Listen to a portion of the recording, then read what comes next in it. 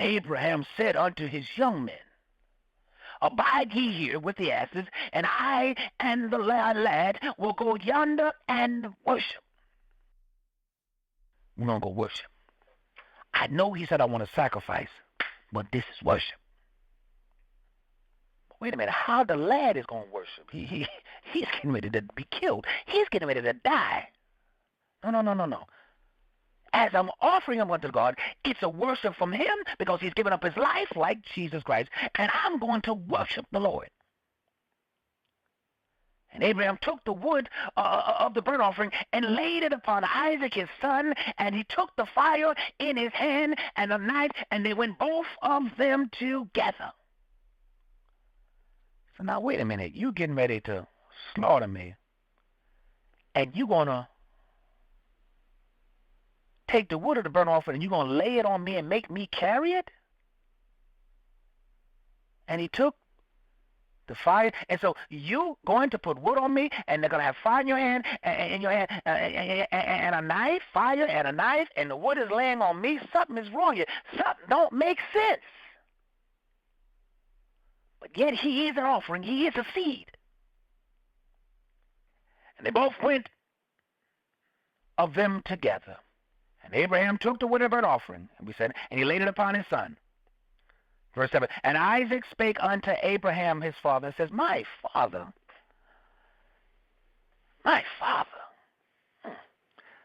Wait, Daddy. My only begotten father, my daddy. He said, my father. And he said, Here I am. Here am I, my son. And he says, Behold, Daddy. Behold, I see the fire and the wood. But where is the lamb for a burnt offering? Something is strange here. Everything is in place but the sacrifice. Oh, son, you don't know you the sacrifice, boy.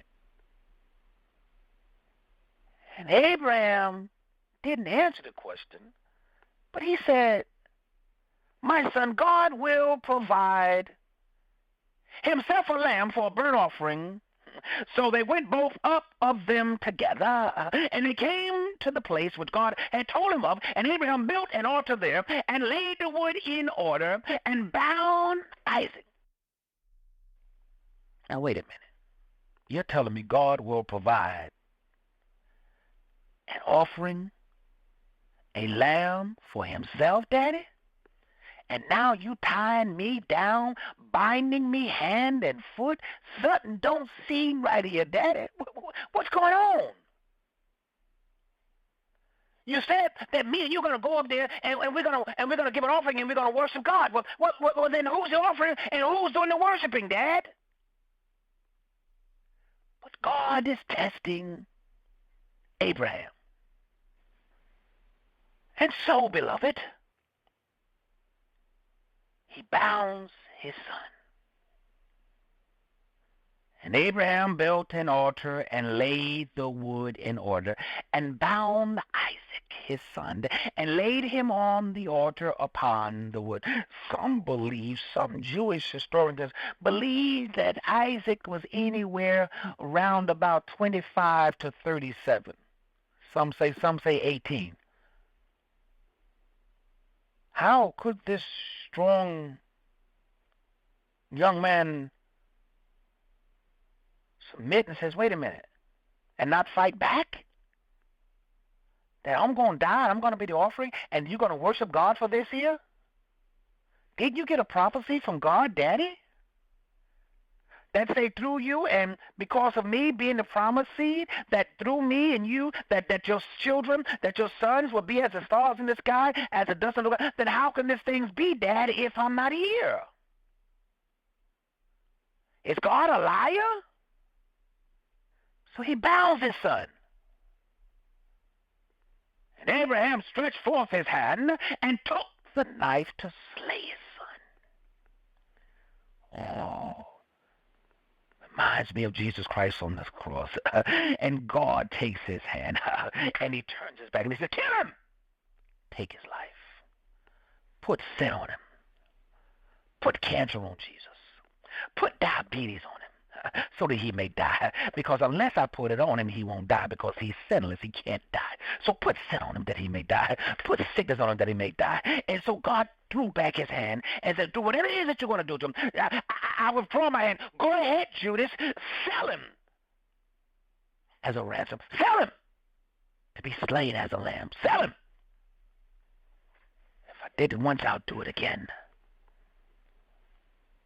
So Abraham stretched forth his hand and took the knife to slay his son. And the angel of the Lord called upon him out of heaven and said, Abraham, Abraham. And he says, here am I.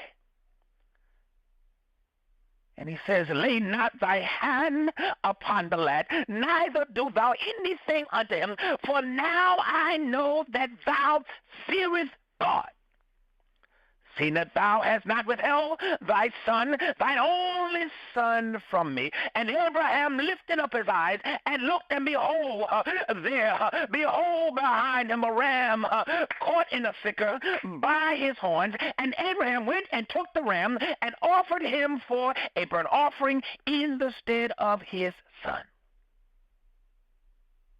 He saw his obedience.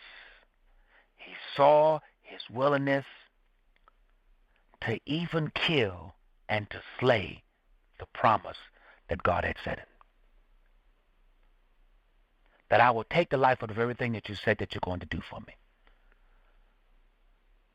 That the promise that you said, I will slay it according to your word. Your word gave me the promise, but I will slay the promise according to your word.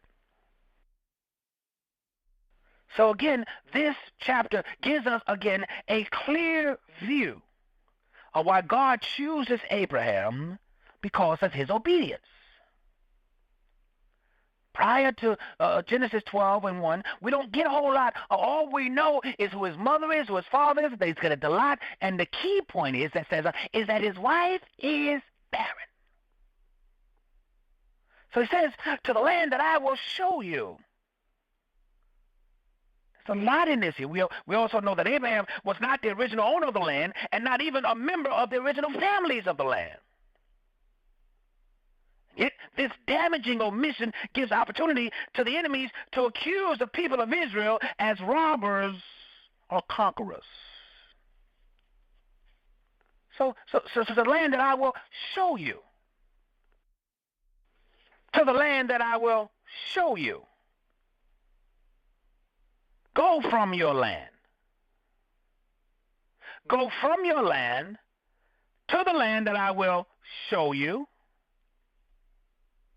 So this shows us that this land was predestined as the Holy Land, as the land of Israel. Abraham was commanded to bring up an offering. One of the mountains, which I say to you, we see in chapter 22 and verse 2. In both cases, we see the locations was chosen beforehand. Yet in both cases, we see the choice was made on conditions that certain deeds will be performed. So he must do so. He must get out of his country. He must separate from his family. And he must get out of his father's house. Faulty human foundations, and we must separate from them.